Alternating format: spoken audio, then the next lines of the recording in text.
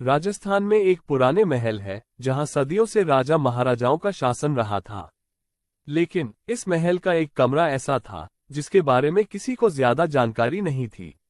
महल के नीचे एक गुप्त तहखाना था जहां जाने की इजाजत किसी को भी नहीं थी। लोग कहते थे कि उस तहखाने में एक भयानक रहस्य छिपा था जिसे जानना किसी के लिए भी खतरनाक हो सकता था। अरुण, जो एक युवा इतिहासकार था, उसे पुरानी जगहों के रहस्यों के बारे में जानने का शौक था। वो इस महल की कहानियों से बहुत आकर्षित था। एक दिन उसने फैसला किया कि वो इस तहखाने के रहस्य को खुद जानने जाएगा।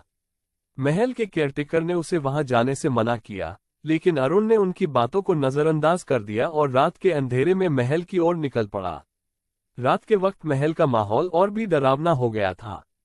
महल की दीवारों पर लगी पुरानी तस्वीरें, झूमर की हल्की रोशनी और हवा की सर्द लहरें एक अजीब सा भय पैदा कर रही थीं। अरुण धीरे धीरे महल की गुप्त सीढ़ियों की ओर बढ़ा जो तहखाने की ओर जाती थीं।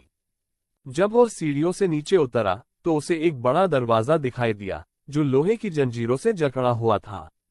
अरुण ने अपनी टॉर्च निकाली और दरवाजे की जंजीरों को धीरे से हटाने की कोशिश की।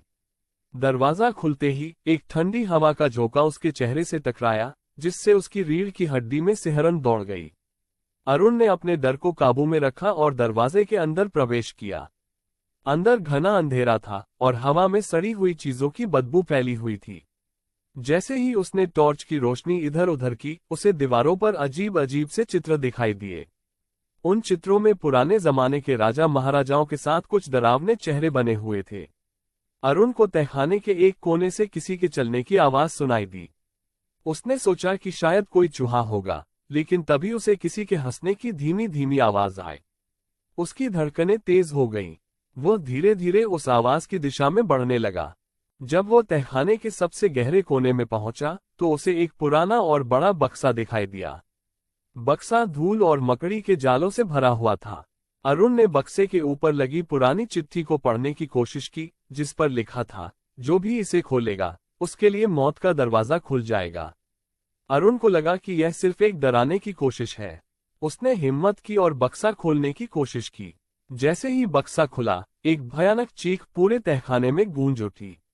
बक्से के अंदर एक कंकाल पड़ा हुआ था, जिसकी आंखों की जगह पर गहरे काले गड्ढे थे।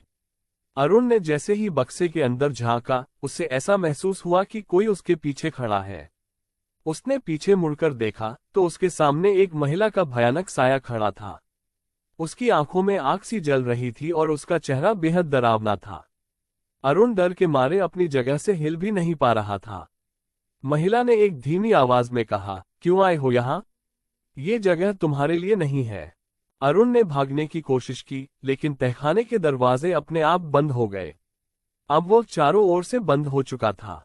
वो चिल्लाने लगा, लेकिन उसकी आवाज बाहर नहीं जा रही थी। महिला का साया धीरे धीरे उसकी ओर बढ़ रहा था। अरुण की आंखों के सामने अंधेरा छाने लगा और उसे ऐसा महसूस हुआ कि उसके पैर जमीन में धंस रहे हैं। अगले दिन जब महल के केयरटेकर तहखाने की सफाई करने गए तो उन्हें वहां अरुण की सिर्फ टॉर्च और एक पुरानी किताब मिली। अरुण का कोई नामोनिशान नहीं था। कहते हैं कि जो भी उस तहखाने में जाता है वो कभी वापस नहीं आता।